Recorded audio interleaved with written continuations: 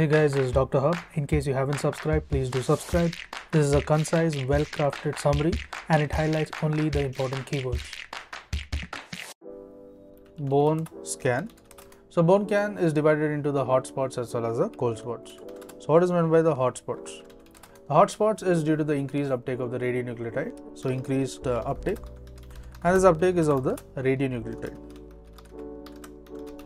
And it corresponds to the increase in the blood flow. So increase in the blood flow or increase in the osteogenic activity.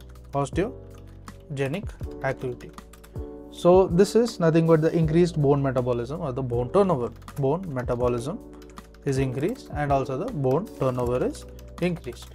So the hot spot is seen in case of the osteomyelitis as well as the healing fracture. Then comes the Page's disease, the metastatic malignancy as well as presence of the arthritis. Next is moving on to the cold spots.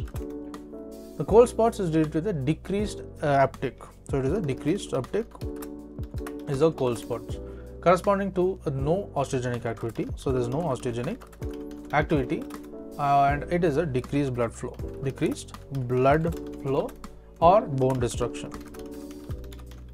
A cold spot is seen in case of the avascular necrosis. So avascular necrosis of the bone. There is presence of the multiple myeloma as well as the synovial arthrosis as well as a fibrous cortical defect. To learn and grow daily like this, please do subscribe.